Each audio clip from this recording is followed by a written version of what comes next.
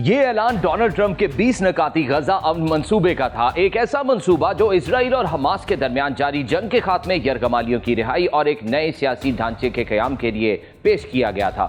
اس دن white house کے سبز lawn پر کھڑے ٹرمپ کے الفاظ میں ایک ایسی یقین دہانی جھلک رہی تھی جو برسوں کے سفارتی ناکامیوں کے بعد غیر معمولی محسوس ہو رہی تھی۔ اس موقع پر اسرائیلی وزیر اعظم بنجمن نیتن یاہو بھی موجود تھے اور چند عرب ممالک کے سفارتی نمائندے بھی۔ منصوبے پر دستخط بعد میں 9 اکتوبر کو ہوئے اور اگلے ہی دن یہ نافذ ہو گیا۔ اقوام متحدہ نے 17 نومبر کو اس کی توثیق کی، مگر یہ کہانی صرف ایک اعلان کی نہیں بلکہ اس کے پیچھے چھپے درد، امید اور ان سوالوں کی ہے جن کا جواب آج بھی پوری دنیا تلاش کر رہی ہے۔ غزہ میں جنگ رکوانے کا سوال کوئی نیا نہیں ہے، لیکن اس منصوبے کی بنیاد ایک ایسے وقت میں رکھی گئی جب حماس اور اسرائیل دونوں ایک ایسی لڑائی میں الجھے ہوئے تھے جو رکنے کا نام ہی نہیں لے رہے تھے۔ جنگ بندی، قیدیوں کا تبادلہ، تعمیر نو اور غزہ غیر فوجی حیثیت جیسے اقدامات کو ایک ہی فریم ورک میں رکھنا بڑی طاقتوں کے لیے بھی آسان نہیں ہوتا، لیکن ٹرمپ نے اسے ایک مکمل پیشکش قرار دیا۔ ان کے مطابق اس منصوبے پر کوئی بات چیت نہیں ہوگی، یا تو اسے قبول کیا جائے یا پھر جنگ کی شدت ایسی سطح پر پہنچائی جائے گی جو پہلے کبھی نہیں دیکھی گئی ہوگی۔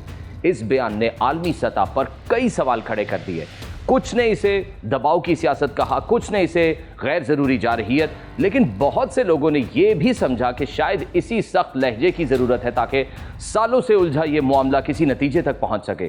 3 اکتوبر ایک اور اہم دن تھا۔ حماس نے اعلان کیا کہ وہ اپنے پاس موجود 28 یرغمالیوں کو واپس کرنے پر تیار ہے۔ اس کے بدلے میں فلسطینی قیدیوں اور غزہ کے گرفتار افراد کی رہائی کا مطالبہ کیا گیا۔ ساتھ ہی یہ رضامندی بھی ظاہر کی گئی کہ غزہ کا انتظام غیر سیاسی ماہرین یعنی ٹیکنوکریٹس کے حوالے کیا جا سکتا ہے۔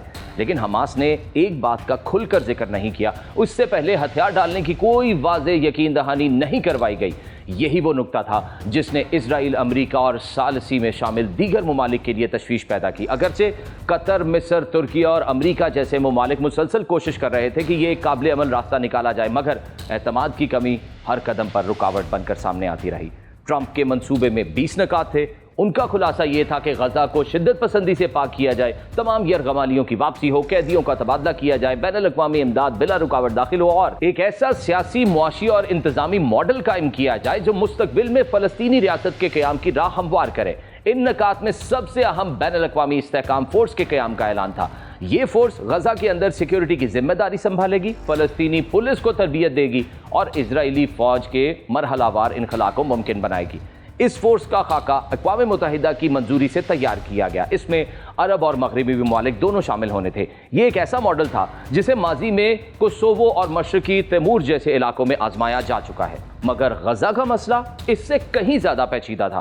اس منصوبے میں ایک اور مرکزی کردار تھا، بورڈ آف پیس، ایک نیا بین الاقوامی ادارہ جس کی سربراہی ٹرمپ خود کرنے والے تھے۔ اس کا مقصد غزہ کی تعمیر نو، مالی نگرانی اور حکمرانی کی بحالی میں معاونت تھا۔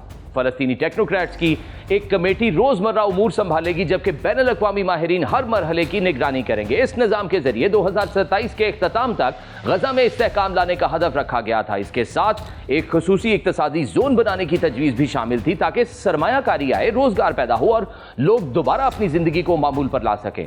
منصوبے میں یہ بھی کہا گیا کہ کسی کو بھی غزہ چھوڑنے پر مجبور نہیں کیا جائے گا، جو جانا چاہے وہ جا سکیں گے، جو واپس آنا چاہیں وہ انہیں بھی اجازت ہوگی۔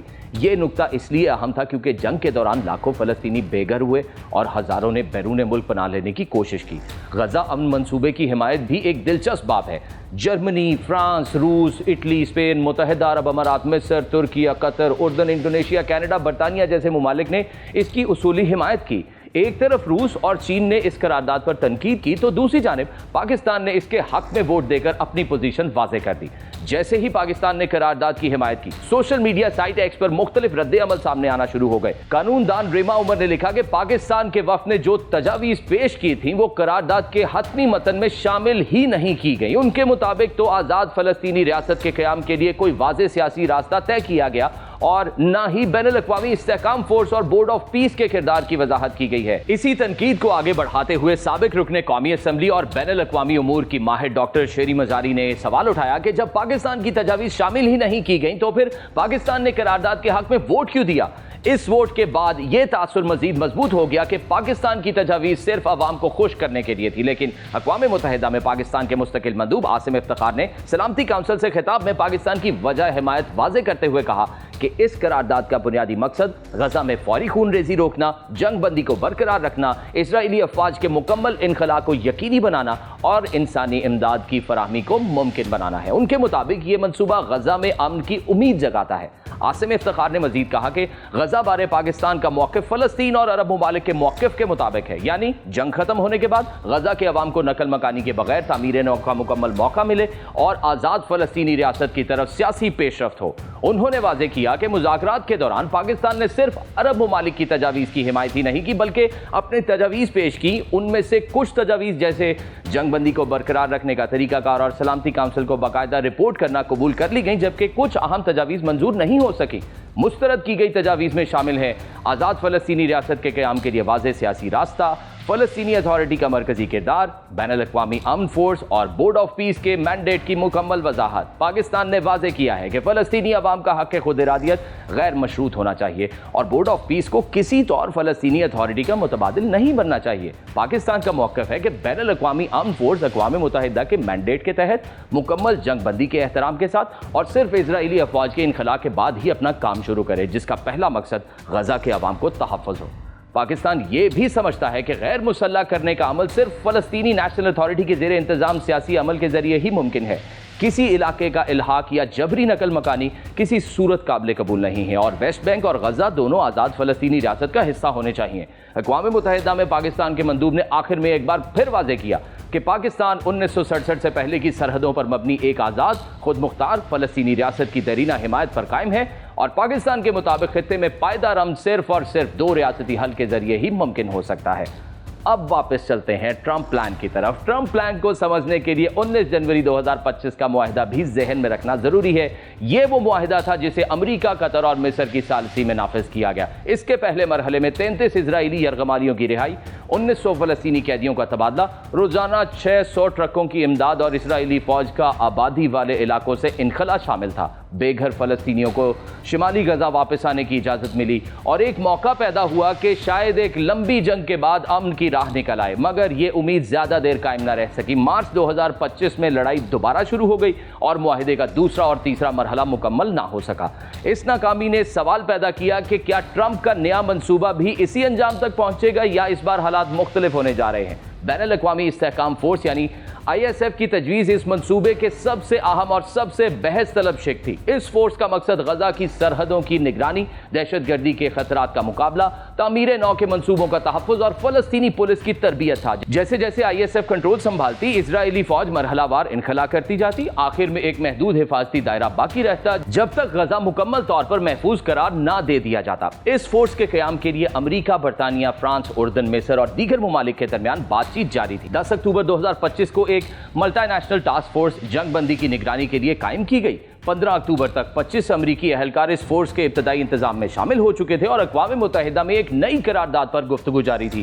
یہ وہ مراحل تھے جن سے گزر کر ISF ایک مکمل آپریشنل فورس بنتی۔ رفح کراسنگ کا مسئلہ بھی اس منصوبے میں ایک بنیادی حیثیت رکھتا تھا۔ یہ غزہ کا واحد راستہ ہے جس پر اسرائیل کا براہ راست کنٹرول نہیں ہے۔ انسانی امداد، زخمیوں کی منتقلی اور بیرونی دنیا سے رابطے کا سب سے اہم دروازہ یہی ہے۔ ٹرمپ منصوبے میں اسے اسی طرح کھولنے کی بات کی گئی جیسے جنوری 2025 کے معاہدے میں طے ہوا تھا۔ اس فیصلے کا مقصد امداد کی فراہمی کو آسان بنانا اور غزہ کو معاشی طور پر دوبارہ سانس لینے کا موقع دینا تھا۔ یہ سب کچھ کاغذ پر ممکن ضرور لگتا ہے، مگر جب بات غزہ جیسے حساس علاقے کی ہو تو زمینی حقائق زیادہ پیچیدہ ہو جاتے ہیں۔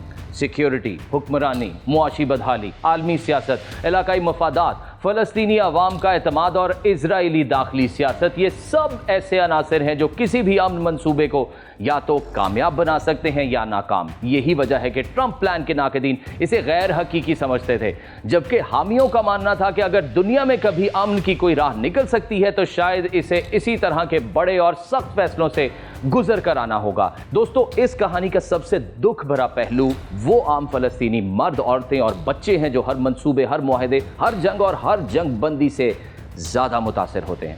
وہ جنہوں نے گھر کھوئے، خاندان کھوئے، نسلیں کھو دی۔ ٹرمپ پلان انہیں ایک نئے آغاز کا وعدہ دیتا ہے، لیکن یہ وعدہ صرف تب حقیقت بن سکتا ہے جب تمام فریق سچ میں سیاسی مفاہمت کے لیے تیار ہو، ورنہ یہ بھی ماضی کے بہت سے منصوبوں کی طرح ایک ایسی فائل بن کر رہ جائے گا جو رپورٹوں میں تو زندہ رہتی ہے مگر میدان میں کبھی سانس نہیں لے پاتی۔ غزہ کی کہانی ابھی ختم نہیں ہوئی. یہ منصوبہ چاہے کامیاب ہو یا ناکام، ایک بات واضح ہے کہ دنیا اس خطے کو اب مزید ایسے نہیں چھوڑ سکتی جیسے چھوڑتی آئی ہے. شاید مستقبل میں کبھی کوئی ایسا لمحہ آئے جب کسی فلسطینی بچے کو اپنے گھر کی چھت پر کھڑے ہو کر خوف کے بغیر آسمان دیکھنے کا حق ملے. شاید کبھی کوئی ماں اپنے بیٹے کو اسکول بھیجتے وقت بے چینی محسوس نہ کرے.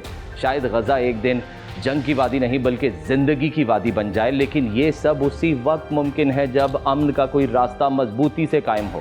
اب دیکھنا یہ ہے کہ تاریخ اسے کس نظر سے دیکھتی ہے.